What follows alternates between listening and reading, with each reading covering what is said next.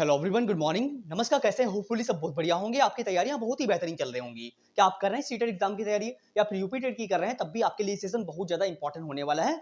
मैंने सारे क्वेश्चंस जो हैं बहुत ही प्रीवियस क्वेश्चन और सारे इंपॉर्टेंट क्वेश्चन हैं और जो बार बार प्रीवियस में रिपीट होते हैं उन्हीं क्वेश्चंस को हम हर वीडियो में डिस्कस कर रहे हैं। जहां तक की बात करें यूपी टेट की और सीटेट एग्जाम की, तो यूपी टेट की एग्जाम डेट तो आ गई, आप सभी को पता है कि 29 और 30 जनवरी तक यूपी टेट का एग्जाम जो है हो जाएगा। और सीटेट की बात करें तो ये एग्जाम तो दिसंबर में होना ही है 110%। मैं गारंटी ले रहा हूं। तो तैयारी आप अभी से करना स्टार्ट कर दीजिए ताकि आपकी तैयारी बहुत ही बेहतर हो सके। मैंने जितने भी आज तक वीडियो दिए हुए हैं सभी में हम मोस्ट इंपॉर्टेंट पीवाईक्यू क्वेश्चंस को ही डिस्कस कर रहे हैं जो बार बार प्रीवियस में रिपीट होते हैं। इससे पहले की जो हमारी सीडीपी की प्लेलिस्ट है वहां पे हमने सारे क्वेश्चंस जो है टॉपिक वाइज दिए, मतलब पहले टॉपिक डिस्कस किया है फिर देन उसके साथ क्वेश्चन डिस्कस किए हैं। लेकिन इस पूरी प्लेलिस्ट में हम क्या कर रहे हैं, सारे के सारे हम आपको मॉक टेस्ट प्रोवाइड करा रहे हैं बहुत बेहतरीन तरीके से, ताकि आपकी तैयारी जो है बहुत ही बढ़िया तरीके से हो जाए, है ना। मैं हर वीडियो में एक ही बात बोल रहा हूं कि मैं कितना ही अच्छा पढ़ा दूं यार मेरे, जब तक आप खुद से थोड़ा एनालिसिस करने की कोशिश नहीं करोगे तब तक चीजें जो है वो बेटर नहीं हो सकती, है ना। चलते फिर आपका टाइम वेस्ट बिल्कुल भी नहीं करेंगे। होपफुली आप नोट्स बनाते रहना, है ना, ताकि वो है कि सेंटर पे जाने से पहले एक बार रिवाइज करके जाओगे तो आपका माइंडसेट अलग ही प्रकार का होगा और आप अच्छा खासा स्कोर कर पाओगे वहां पे। चलते फिर टाइम वेस्ट बिल्कुल भी नहीं करेंगे, स्टार्ट करेंगे आज का सेशन। होपफुली क्लास आपको बहुत ही बेहतर लगेगी और अगर सेशन अच्छा लगे तो प्लीज लाइक शेयर कर देना। ये कोई कहने की तो बात है नहीं, सब्सक्राइब तो कर ही लोगे ताकि जब भी मैं एक नया वीडियो बनाऊंगा तो आपके पास नोटिफिकेशन आ जाएगा। भाई डेली पे डेली मैं आपके लिए एक वीडियो ला रहा हूँ, डेली पर डेली, मतलब कि अगर तैयारी करें तो बेहतर तरीके से करो यार। मेरे टाइम वेस्ट बिल्कुल मत करना। टाइम पास करने के लिए लाखों लोग हैं, है ना। इतनी लाखों की संख्या में फॉर्म पड़ता है। सीटेट का रिजल्ट तो आप जानते हैं 14 से 15% जा ही रहा है। आपको पता है कि लाखों की 20 लाख लोगों ने फॉर्म डाला था अभी जो 14 और 15 दिसंबर को जो 2024 में जो पेपर हुआ है उसमें, और सोचो केवल 3 लाख लोग पास हुए हैं। ऐसे में आपको करेक्ट गाइडेंस की जरूरत है, मतलब आपको सही डायरेक्शन तो मिलनी चाहिए, है ना।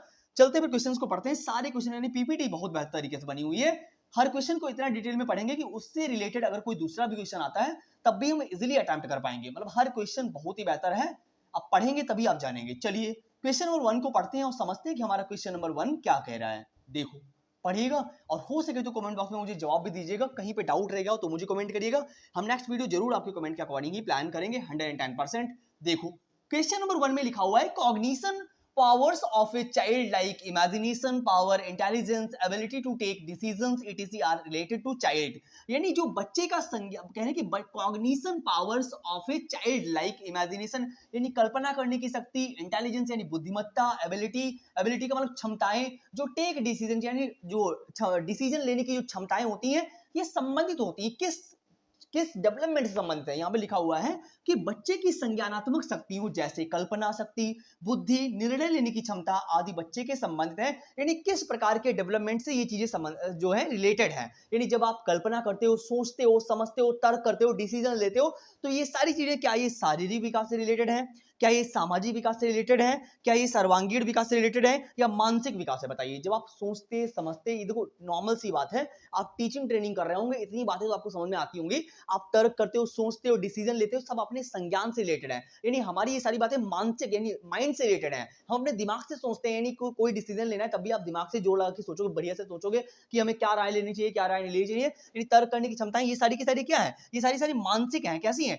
सामाजिक। यहाँ पे कोई समाज की बात नहीं हो रही कि हम सोशलाइजेशन कर रहे हैं यानी अपने समाज में रहकर कोई बात कर रहे हैं, वो भी बात, कोई फिजिकल डेवलपमेंट की बात हो नहीं रही। यहाँ पे सर्वांगीण विकास की कोई बात नहीं हो रही। यहाँ पे बात हो रही है कि हम बुद्धि यानी निर्णय लेने की क्षमताएं क्या होती है, कल्पना करते हैं, हम करते हैं मानसिक यानी अपने दिमाग के द्वारा। कैसे करते हैं? दिमाग के द्वारा सोचने समझने, प्रॉब्लम सॉल्विंग, ये सारी चीजें होती हैं दिमाग के द्वारा, संज्ञान के द्वारा। Question number answer number 4 is the right answer over here.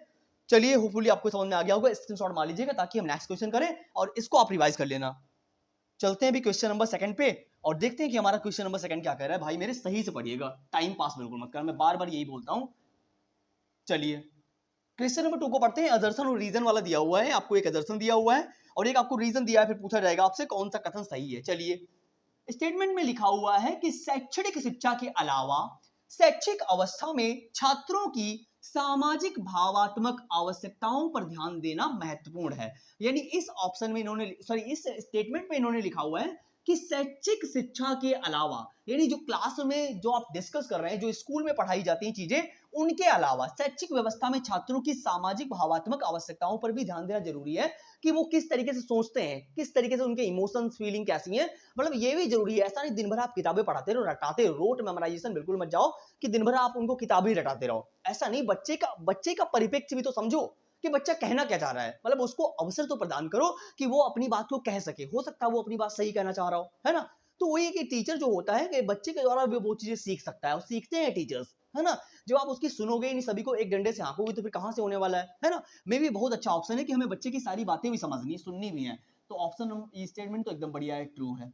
अब इसका कार्ड क्या दिया हुआ है? लिखा हुआ है कि अनुभूति, अनुभूति लिखा हुआ है, सॉरी, अनुभूति में भावनाएं महत्वपूर्ण भूमिका निभाती है। जैसा आप अनुभव करते हो, जैसा आप फील करते हो, ऐसे में आपके जो इमोशंस होते हैं ये बहुत ज्यादा इंपॉर्टेंस रखते हैं। आपने देखो भाई, जब आप कोई बातचीत करते हो, हर चीज में ये सारी चीजें आपस में इंटरकनेक्टेड है। ऐसा नहीं कि आपका थॉट अलग जा रहा है, आपकी मतलब कि आपकी बोली भाषा अलग जा रही है, सोचने समझने की शक्ति अलग जा रही है। जैसा आप सोचोगे वैसे तो आप बोलोगे, है ना? सारी चीजें आपस में इंटरकनेक्टेड है। जैसे आप सोचते हो वैसे आप बोलते हो, वैसे आपकी फीलिंग्स होती है ना? तो दोनों ऑप्शन सही हैं, यानी दोनों स्टेटमेंट, यानी कार्ड भी सही है और स्टेटमेंट भी सही है। और ये इसकी जो है करेक्ट एक्सप्लेनेशन भी कर रहा है, क्योंकि यहाँ पे भावनाओं के बारे में यहाँ पे बता रहा है, अनुभूति के बारे में। तो क्या लिखा हुआ है? ए एंड आर दोनों सत्य हैं और A is the correct explanation of A. तो option number 1 is the right answer over here, यानी ए और आर दोनों सही हैं और आर जो है एक ही सही व्याख्या भी कर रहा है, क्योंकि यहाँ पे भावनाओं के पर ध्यान देना जरूरी बताया गया था, लेकिन इसमें कहा गया है कि भावनाएं बहुत इंपॉर्टेंट होती हैं, है ना? तो ये दोनों चीजें आपस में इंटरकनेक्ट हुई कि नहीं हुई? तो आपस में अलग अलग दिख रहे होते तो हम जाते हैं कि व्याख्या नहीं कर रहा है, लेकिन दोनों आपस में संबंधित भी हैं, सही भी हैं। चलिए चलते हैं नेक्स्ट पे और समझते हैं कि हमारा थर्ड क्वेश्चन क्या कह रहा है। क्वेश्चन नंबर थर्ड को पढ़ते हैं और समझते हैं कि हमारा क्वेश्चन नंबर थर्ड क्या कह रहा है। देखो, अब क्वेश्चन नंबर थर्ड को समझेंगे बहुत ही बेहतर तरीके से।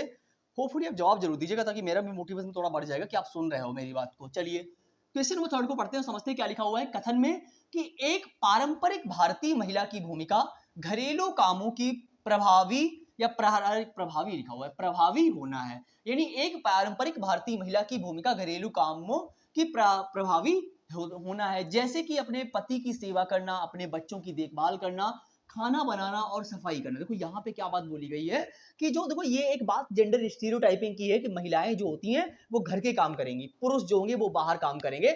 ये एक जेंडर स्टीरियोटाइपिंग, एक रूढ़िबद्धता है जिसको खत्म करने का अथक प्रयास किया जा रहा है ना? यहाँ पे वही बात बोल दी गई कि भारतीय परंपरा के अनुसार, मान लीजिए एक महिला है जिसे कह रहे हैं कि प्रभाव, मतलब ये काम उनको जरूरी है उनके लिए। कौन सा काम? जैसे अपने पति की सेवा करना, अपने बच्चों की देखभाल करना, खाना बनाना और सफाई करना। जरूरी नहीं ये काम महिलाएं ही करें, पुरुष भी कर सकते हैं, ऐसा कोई टैग वर्ड नहीं। ये सामाजिक चीजें हैं, ये समाज ने बनाई हुई है ना? चलिए, तो ये अपने आप में क्या बात यहाँ पे लिखी गई, पारंपरिक भारतीय महिला की भूमिका घरेलू कामों प्रभावी होना, जैसे कि अपने पति की सेवा करना, अपने बच्चों की देखभाल करना, खाना बनाना, सफाई करना। ये जेंडर स्टीरियोटाइपिंग है, पहली बात तो, है ना? आगे तर्क में लिखा हुआ है, लैंगिक रूढ़िवादिता उन विशेषताओं और गतिविधि डोमेन के बारे में धारणाएं हैं जिन्हें पुरुषों और महिलाओं के लिए उपयुक्त माना जाता है। तो यहाँ पे क्या बात बोल दी गई है कि एक लैंगिक रूढ़िवादिता है। क्या है? लैंगिक रूढ़िवादिता है उन विशेषताओं और गतिविधि के बारे में धारणाएं हैं जिन्हें पुरुषों और महिलाओं के लिए उपयुक्त माना जाता है। मतलब ये रूढ़िवादिताएं हैं, क्या है? ये जेंडर स्टीरियोटाइपिंग है जो समाज के द्वारा बनाई गई है। किसके द्वारा? समाज के द्वारा बनाई गई है कि पुरुष ये काम करेंगे और महिलाएं ये काम करेंगी, है ना? तो ये क्या है? ये एक समाज में फैली हुई रूढ़िबद्धता है। तो यहाँ पे तर्क में एकदम सही बात बोल दी गई थी, लेकिन ये वाला बताओ सही है कि नहीं है? एक पारंपरिक भारतीय महिला की भूमिका है कि घरेलू कामों के प्रभावी होना, ठीक बात है। ये रूढ़िवादिताएं फैली पड़ी है समाज में कि महिलाएं ये काम करेंगे, पुरुष ये काम करेंगे। दोनों बातें सही है, ए और आर दोनों ही सही है। ए और आर दोनों सही है कि ये एक रूढ़िबद्धता है। क्या है? एक रूढ़िबद्धता है। Option number A is the right answer. Over here आगे चलेंगे और समझेंगे हमारा क्वेश्चन नंबर 4 क्या कह रहा है। देखो, चलो, निम्नलिखित में से कौन सी समावेशी शिक्षा की विशेषता नहीं है? यहाँ पे क्या बात बोल दी गई है कि मुझे बताइएगा, निम्नलिखित में से कौन सी समावेशी शिक्षा की विशेषता नहीं है? समावेशी का मतलब होता है कि जब आप सभी को साथ में लेके चलते हो, यानी सारे बच्चों को एक साथ पढ़ाते हो, चाहे वो डिसलेक्सिया है, डिस्प्रैक्सिया है, उनके अंदर कोई विकार हो सकता है, फिर भी आप सभी को बराबर बराबर सम्मान दे रहे हो क्लास में, उनमें किसी भी प्रकार का फर्क नहीं कर रहे हो। एज अ टीचर आपको ये करना भी नहीं है, सभी को एक साथ लेके चलना है, ताकि जो है इंक्लूसिव एजुकेशन का मतलब यही होता है कि आप सारे बच्चों को बराबर इंपॉर्टेंस दे रहे हो, सभी को मौका दे रहे हो बोलने चालने का, है ना? तो समावेशी शिक्षा यही होती है। लेकिन यहाँ पे हमसे निगेटिव पॉइंट पूछा गया है कि कौन सा सही नहीं है। चलिएगा देखते हैं। यह केवल विशेष आवश्यकता वाले छात्रों के लिए सीखने को बढ़ाता है। पहले नंबर में गलत आ गई, जहां पे केवल आ जाए काट दीजिए। केवल विशेष आवश्यकता वाले नहीं, सभी के लिए इंपॉर्टेंस होती है। यानी समावेशी शिक्षा जो होती है वो सभी के लिए बराबर का हक देती है कि सभी को पढ़ना चाहिए और सभी को आगे आना है ना? केवल आवश्यकता, विशेष आवश्यकता वाले छात्रों के लिए गलत ऑप्शन ही सही है। यहाँ पे पूछा गया, निगेटिव पूछा गया था, फिर भी देख लेते हैं। लिखा हुआ है दिव्यांग बच्चों की देखभाल से लेकर उनकी शिक्षा और व्यक्तिगत विकास तक सेवा में बदलाव है। ठीक बात है। समावेशी शिक्षा एक सतत प्रक्रिया है, कोई प्राप्त स्थिति उत्पाद नहीं, आप सतत प्रक्रिया कंटिन्यू चलने वाली प्रक्रिया है। यह सभी छात्रों की क्षमता को अधिकतम करने का प्रयास कर, ठीक बात है, सभी को बराबर बराबर इंपॉर्टेंस दे रही, ठीक बात है। लेकिन यहाँ पे विशेष आवश्यकता, केवल जिनको विशेष आवश्यकता है उन्हीं के लिए समावेशी शिक्षा नहीं होती है, ये सभी बच्चों के लिए होती है ना। तो option number A is the right answer over here, क्योंकि जो गलत है वही सही है, क्योंकि पूछा ही हमसे गलत गया है, नेगेटिव पॉइंट। चलिए होपफुली ये भी समझ में आ गया होगा।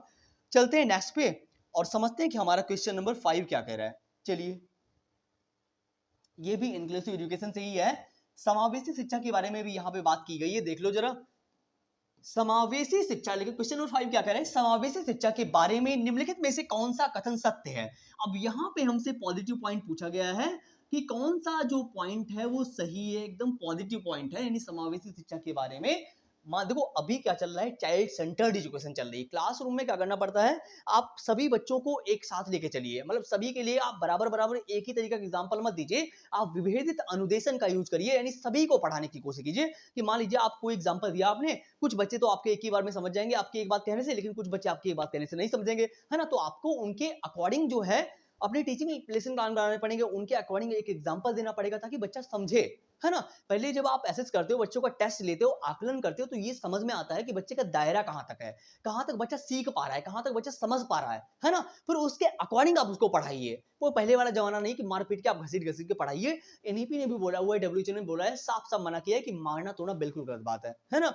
चलिए, तो क्वेश्चन नंबर 5 में लिखा हुआ कौन सा पॉजिटिव पॉइंट है, एक बात बता दूं, राखी को देख के एक बात आ गई, सभी को आज रक्षाबंधन है, सभी को बहुत बहुत बधाई हो, हैप्पी रक्षाबंधन सभी को। टोटल जितने लोगों ने, आई होप आपने राखी बंधवा ली होगी सुबह सुबह, और तैयारी अब बढ़िया कर रहे होंगे। मैंने तो बंधवा ली, आपने भी होपफुली बंधवाई ली होगी राखी बढ़िया तरीके से। चलिए, रक्षाबंधन की बहुत बहुत शुभकामनाएं आप सभी को।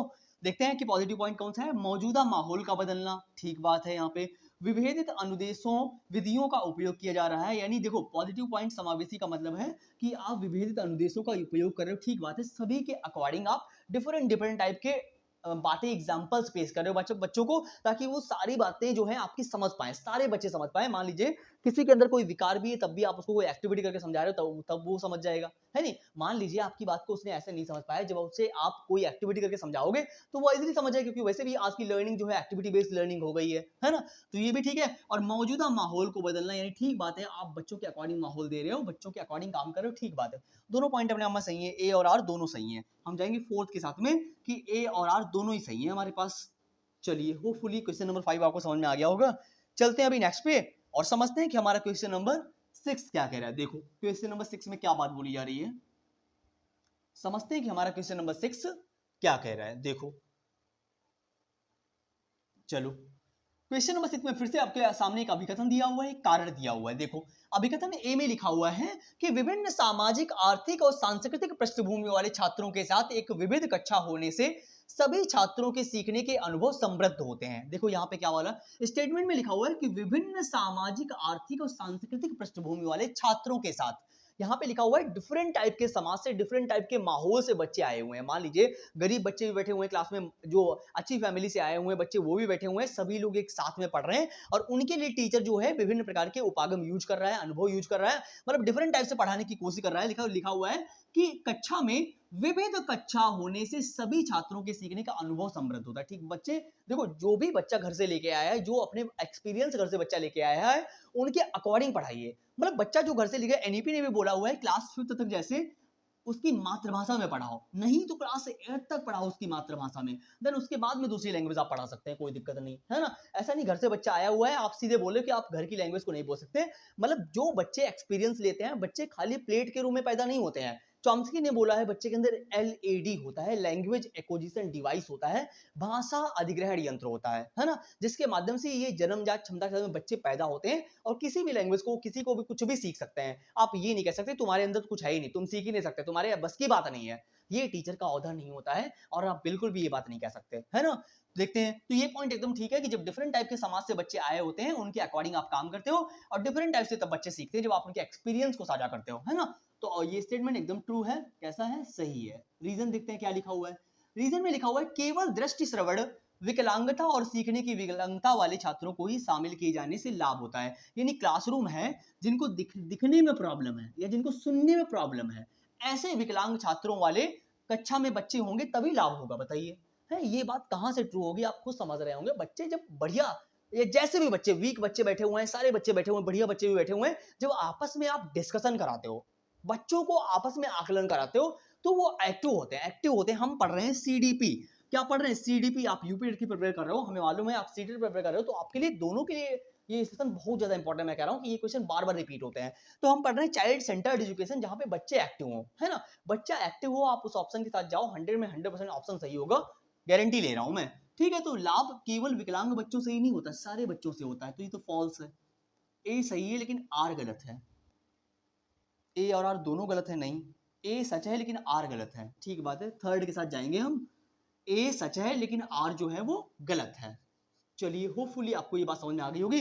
देखो, इस सेशन में हमने इंग्लिश को ऐड नहीं किया, क्योंकि जब हम इंग्लिश को भी ऐड करते हैं तो बड़ा लेंथी हो जाता है क्वेश्चन, और बच्चे इसी को देख के भाग जाते हो आप लोग कि यार बहुत भारी भारी क्वेश्चन कौन पढ़े, है ना। तो वही चीजें होपफुली समझने की कोशिश करो। अगर आपको नहीं आ रहा है तो मैं इंग्लिश में भी ऐड कर दूंगा। पीपीटी मास्टर जो है सुन रहे हैं, कभी कभी इंग्लिश में भी कर दिया करो भाई, है ना। क्योंकि होता क्या है, जब इंग्लिश में भी लिखा होता है क्वेश्चन और हिंदी में भी लिखा होता है, तो स्लाइड बहुत भरी भरी लगती है, और कुछ बच्चे ऐसे ही भाग जाते हैं कि यार बहुत बड़ा क्वेश्चन है ना। वही बातें होती हैं वैसे। बट इंग्लिश में पढ़ना हमारे लिए और आसान होता है हम लोगों के लिए, क्योंकि इंग्लिश में सेम वर्ड होते हैं, बढ़िया से समझ में भी आते हैं हम लोगों के लिए। और कोई ऑप्शन, जैसे हिंदी में अगर बात कोई गलत लिखी हुई है तो माना इंग्लिश वाला ही जाएगा, क्योंकि इंग्लिश वाला ही परफेक्ट होता है। चलिए, क्वेश्चन नंबर 7 में क्या लिखा हुआ है कि एक शिक्षक बच्चों में रचनात्मकता को बढ़ावा दे सकता है, क्रिएटिविटी। रचनात्मकता का मतलब होता है क्रिएटिविटी, जब आप कुछ नया करने की कोशिश करते हो। यहाँ पे क्या बात बोल दी है कि टीचर जो है उसको रचनात्मकता कहने की, रचनात्मकता को बढ़ावा देने के लिए, यानी क्रिएटिविटी को बढ़ावा देने के लिए क्या करना चाहिए, कैसे आप काम करोगे कि बच्चे एक्टिव होंगे, बच्चे अन्वेषण करेंगे, बच्चे खोज करेंगे, नई चीजों को जानने की कोशिश करेंगे, नई चीजों को बताने की कोशिश करेंगे। मतलब उनकी क्रिएटिविटी को आप कैसे बढ़ा सकते हैं एज अ टीचर। चलिए, उनमें आत्मविश्वास विकसित करना, ठीक बात है। जब आप उनको पॉजिटिव फील कराओगे, उनको मोटिवेट करोगे, तो वहां पे बच्चा एक्टिव होगा, है ना। डिमोटिवेट क्यों करोगे भाई? हर ये मोटिवेशन आप सुनते हो कि ऐसा कोई काम नहीं दुनिया में जो आप कर नहीं सकते, बस आपको कंसिस्टेंसी से काम करना है। Consistency is the key, that is the first and most important की ऑफ द सक्सेस। जीवन जीने के लिए, जीवन में काम करने के लिए आपको रेगुलरिटी जरूरी है। अगर आप लगातार कंटिन्यू काम कर रहे हैं तो सफलता आपको आज नहीं कल मिलेगी, और ये 110% गारंटी ले रहा हूं मैं, है ना। बस आप बंद मत करिए। आप ये सोचते हैं कि यार पता नहीं बहुत दिन हो गया मैंने काम करते करते, आप कुछ नहीं होने वाला, बंद कर दिया। हो सकता कल ही आपका जीवन चेंज होने वाला, कल ही आपको सक्सेस मिल जाए, है ना। तो लगातार काम करो, अपना काम करते रहो, बी प्लान भी रखा करो साथ में। ए प्लान तो मतलब कुछ काम करते रहो और साथ में बी प्लान भी करते रहो, है ना।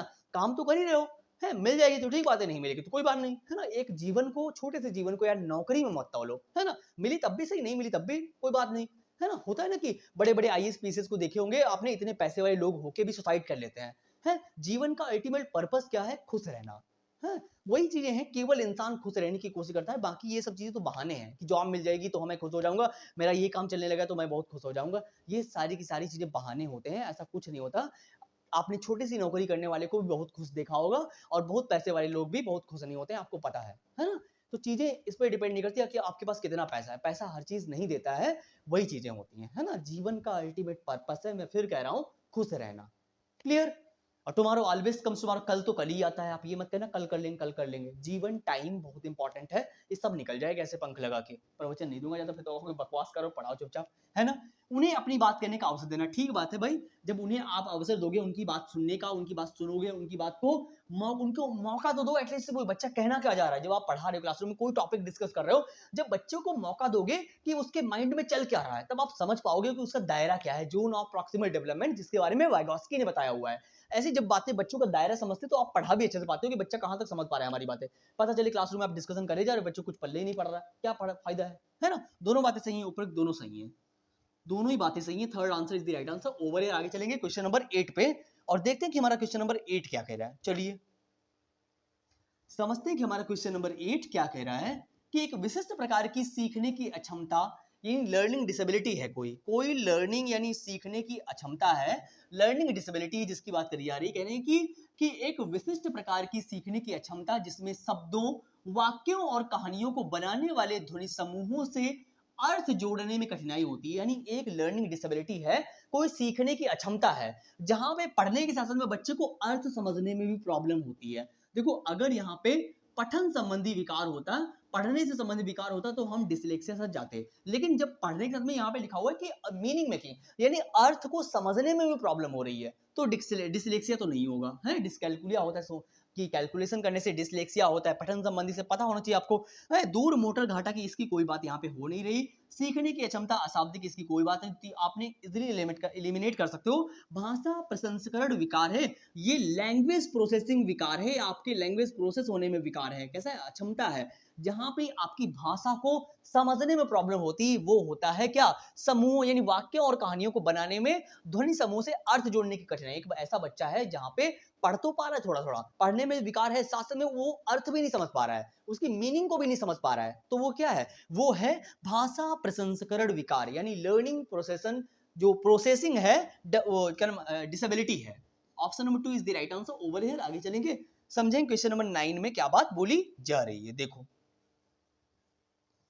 क्वेश्चन नंबर 9 को समझते हैं, बहुत ही बेहतर क्वेश्चन है, होपफुली आप जवाब दे पा रहे होंगे। देखो पढ़िएगा जरा, पढ़िए और बताइए इसका आंसर क्या होगा। फटाक से आपका वेट कर रहे हैं, बताइए कि इसका आंसर क्या होगा। चलो बताओ, कुछ तो कर लो भाई, मैं तो पढ़ा ही रहा हूं, आप भी बता लो थोड़े बहुत क्वेश्चंस, ताकि आपके भी डाउट क्लियर हो जाए, मेरे भी डाउट क्लियर हो जाए, है ना। चलिए समझते हैं क्वेश्चन नंबर 9 को, देखते हैं क्वेश्चन नंबर 9 में क्या लिखा हुआ है। लिखा हुआ है कि स्कूलों में सीखने के प्रति बच्चों का जुड़ाव निम्नलिखित में से किस कारक से प्रभावित होता है। लिखा हुआ है स्कूलों में सीखने के प्रति बच्चों का जुड़ाव जो होता है निम्नलिखित में से किस कारक से प्रभावित होता है। परिवार द्वारा सामाजिकरण, सहकर्मी संबंध, सांस्कृतिक मूल्य, बच्चों का स्वाभिमान, यानी जब बच्चे सीखते हैं, बच्चों की लर्निंग होती है, कह रहे हैं कि सीखने के प्रति, यानी जब आप बच्चा सीखने की कोशिश करता है तो उसको कौन कौन सी चीजें प्रभावित करती हैं, कहां पे रहना क्या प्रभावित करता है, कौन सा कारक उसको प्रभावित करता है। परिवार द्वारा सामाजिकरण, भाई ठीक बात है, एकदम बढ़िया बात है, मे भी बहुत अच्छा ऑप्शन ये लिखा हुआ है। यहाँ पे क्या बात बोली गई कि आप किस समाज में रह रहे हो, आपके आसपास के लोग कैसे हैं, किस फैमिली बैकग्राउंड आपका कैसा है, जिनके आसपास आप रहते हैं, आपका दिमाग, आपका संज्ञान सब वैसे ही होता है ना। क्योंकि हम जो है अपने से बड़ों का अनुकरण करके सीखते हैं। स्किनर ने भी बोला है कि आप अपने से बड़े लोगों का स्किनर ने भी बोला अपने से बड़े लोगों का अनुकरण करके सीखते हो, है ना।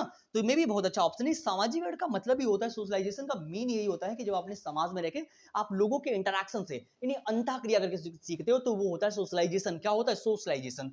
सहकर्मी संबंध, यानी आपके सहकर्मी कौन कौन से हैं, आपके रिलेटिव्स कौन कौन से हैं, आप किनसे बातचीत करते हो, किनसे मिलते हो डेली, ये भी हमारी लर्निंग में बहुत ज्यादा इंपॉर्टेंस रखती है चीजें, कि हम किनके आसपास रहते हैं, मतलब हमारे रिलेटिव कौन कौन से, हम किनसे बातें करते हैं, ये भी हमारी लर्निंग में बहुत इंपॉर्टेंट रखता है। जैसे मान लीजिए आप 10 दिन ऐसे लोगों के रहो जिनके पास में, जिनका कोई गोल है जीवन में, जो कुछ बनना चाहते हैं, आपका भी 10 दिन के अंदर माइंडसेट वैसे ही हो जाएगा उन्हीं के जैसा, है ना। और 10 दिन आप लफंगों के साथ घूमो, जो घर से पुड़िया खा के निकलते दुकान तक रहते हैं, उनका जीवन वहीं पे खत्म है ना।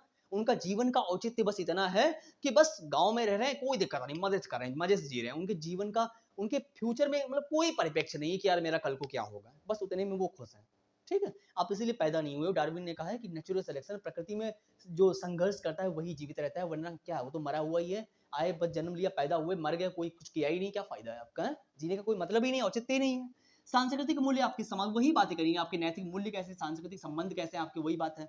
बच्चों का स्वाभिमान, उनकी फीलिंग्स, उनके इमोशंस कैसे हैं, है ना, सारी चीजें कैसी हैं, अपने स्वाभिमान के लिए भी लड़ते हैं बच्चे, यानी हर चीज उनको प्रभावित करती है। मान लीजिए उनकी फीलिंग्स को ठेस पहुंचाओगे तब भी उनकी लर्निंग में बच्चा डिप्रेशन में चला जाएगा, है ना। हतोत्साहित नहीं करना, बच्चे के लिए हर चीज इंपॉर्टेंस है, उसके लिए अच्छा इन्वायरमेंट, खासकर उसको अगर वातावरण अच्छा मिला हुआ है, तो देखो ये सारी चीजें आपस में कहीं ना कहीं आपको इंपॉर्टेंस दिख रही होगी, वातावरण से रिलेटेड है, इन्वायरमेंट से रिलेटेड है ये सारी बातें, है ना। तो होपफुली आपको चारों ऑप्शन बेटर दिख रहे होंगे, थर्ड के साथ जाएंगे, first second and third fourth, चारों ऑप्शन जो है एकदम बेटर है। चलिए चलते हैं नेक्स्ट पे, समझते हैं कि हमारा क्वेश्चन नंबर 10 क्या कह रहा है। क्वेश्चन नंबर 10 क्या कह रहा है, वैसे भी डेवलपमेंट की प्रक्रिया में इन्वायरमेंट और हेरिडिटी दोनों का बराबर बराबर योगदान है। आप ये नहीं कह सकते कि केवल इन्वायरमेंट इंपॉर्टेंस रखता है, यानी बच्चे के विकास में दोनों महत्वपूर्ण भूमिका निभाते हैं। यानी विकास जो होता है वो इन्वायरमेंट और हेरिडिटी दोनों पर बराबर बराबर निर्भर होता है। क्लियर? आप ऐसा नहीं कह सकते कि जो भी चीजें आपके पास हैं वो सारी सारी आपको माता पिता से ही मिली है ना। चलिए समझते हैं क्वेश्चन नंबर 10 को। लिखा हुआ है सभी बच्चों, क्या यार,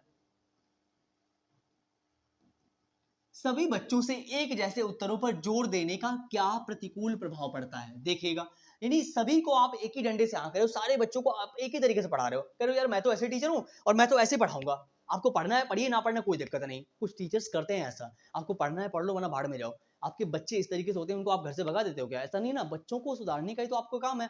टीचर जो होता है समाज का सबसे सभ्य प्राणी होता है, बच्चों को सिखाने का काम करता है। बच्चे थोड़ी बदतमीजी करते हैं, टीचर इग्नोर करता है, भाड़ में जाओ, है? आपको ऐसा नहीं करना है एज़ अ टीचर, आपको सभी को एक ही डंडे से नहीं हाँकना है। लिखा हुआ है बच्चों से एक ही जैसे उत्तरों पर जोर देने का क्या प्रतिकूल प्रभाव पड़ता है कि सभी लोग एक ही जैसा आंसर दीजिए, है? ऐसा थोड़ी ना बच्चा अपना अपना औचित्य बताएगा कि उसका क्या मतलब है। ऑप्शन नंबर 1 में लिखा हुआ है कि यह बच्चों को शिक्षक की बात सुनने से हतोत्साहित करेगा, या बच्चों को कक्षा में बोलने से रोकेगा, या बच्चे की अपनी समझ और कल्पना के विकास में बाधा उत्पन्न करेगा, या बच्चों को दूसरे से नकल करने की कोई बात नहीं हो रही यहाँ पे, है ना, इनकी कोई बात नहीं हो रही है हमारे पास। इसका मतलब है कि जब आप ऐसा करोगे कि जैसे हम बोल रहे हैं वैसा ही आंसर दो, आप अपना परिप्रेक्ष्य मत भेद करो, यानी अपनी बातें अपने घर में करना, मेरे पास मत करना, हम जो कह रहे हैं वही सुनो वही बोलो, है। ऐसा जब आप करोगे तो यह बच्चे की अपनी समझ और अपनी कल्पनाओं का जो उसमें विकास में बाधा करेगा, यानी अपनी बात को कह ही नहीं पाएगा तो वो बाधा उत्पन्न करेगा बच्चे की समझ में, है ना। बच्चा अपनी बात को ही नहीं कह पाएगा, समझ रहे हैं ना होपफुली, तो ये बात हमारे लिए सबसे सही है। Option number 3 is the right answer. Overhead समझेंगे। क्वेश्चन नंबर 11 में क्या बात बोली जा रही है, देखते हैं कि क्वेश्चन नंबर 11 क्या कह रहा है। किस प्रकार के प्रश्न बच्चों में सोच चिंतन कौशल को बढ़ावा देते हैं, यानी कौन से क्वेश्चन ऐसे हैं जो क्वेश्चन बच्चों के विकास में, बच्चों की चिंतन प्रक्रिया में, सोच चिंतन यानी उनके दिमाग को, उनके संज्ञान को बेटर करते हैं। ऐसे कौन से क्वेश्चन हैं जो उनको सोचने पर मजबूत कर दें, यानी ऐसा क्वेश्चन पूछिए जो बच्चा डाइवर्ट थिंकिंग यानी डिफरेंट टाइप से सोचे कि यार इसका आंसर क्या होगा, ऐसा क्वेश्चन पूछ दिया। मतलब वन वर्ड नहीं होना चाहिए एक लाइन का, बच्चा उस क्वेश्चन के बारे में डिटेल में सोचे, अपने दिमाग में हर तरीके से अपने बात को सोल्यूशन निकालने की कोशिश करे, तो वो होता है ऐसे में क्रिएटिव लर्निंग होती है, जब बच्चा डिफरेंट टाइप से सोचता है। देखते हैं व्यक्तिगत प्रतिक्रिया प्रश्न। बंद प्रश्न क्यों होने चाहिए, ओपन एंडेड होने चाहिए, खुले खुले प्रश्न होने चाहिए, जहां पे बच्चा फ्री माइंड से सोचे।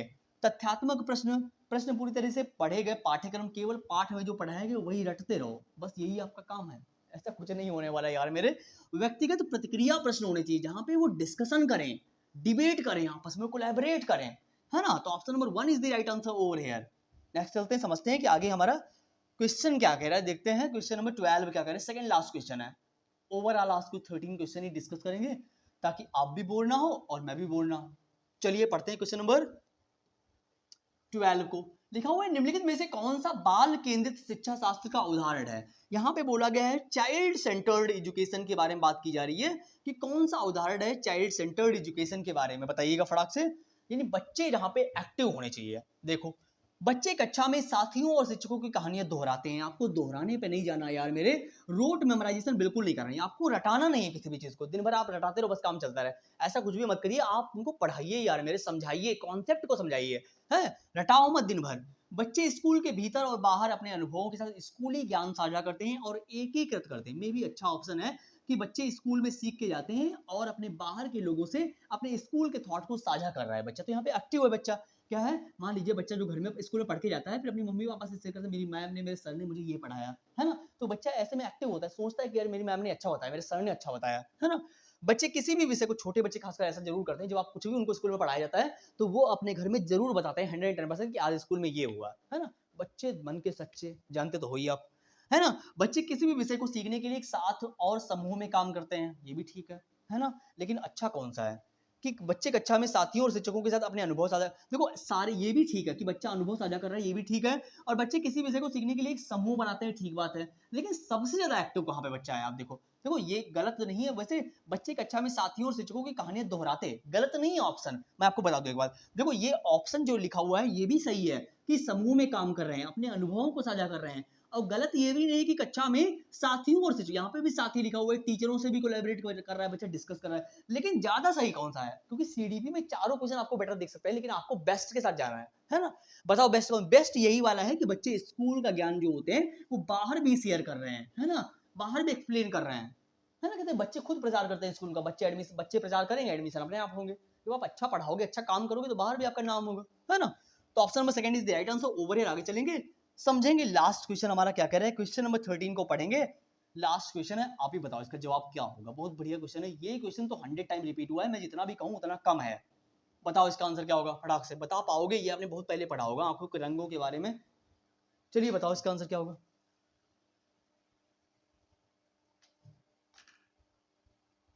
देखो क्वेश्चन नंबर 13 हमारा क्या कह रहे हैं, निम्नलिखित में से कौन सा लक्षण पूरी तरह से आनुवंशिकता द्वारा निर्धारित होता है। यानी ये चार जो ऑप्शन दिए हुए हैं इनमें से कौन सा ऐसा लक्षण है जो पूरी तरीके से हेरिडिटी पर निर्भर होता है, यानी पूरी तरीके से हेरिडिटी पर डिपेंड होता है कि वो आपको माता पिता से ही मिला हुआ है, आनुवंशिक लक्षण है वो, है ना। एनवायरमेंट के बारे में अभी बात नहीं हो रही, पूरी तरीके से बोला हुआ है, कंप्लीटली हेरिडिटी पर डिपेंड है। वो कौन सा लक्षण है, क्या वो आंखों का रंग है, बुद्धिमत्ता है, नैतिक विकास है, सामाजिक कौशल है। देखो सामाजिक कौशल की यहाँ पे कोई बात नहीं हो रही कि आप समाज में रहकर कुछ सीख रहे हो। नैतिक विकास यानी मोरल डेवलपमेंट की कोई भी बात यहाँ पे हो ही नहीं रही, कोहलबर्ग ने इसके बारे में बताया हुआ है।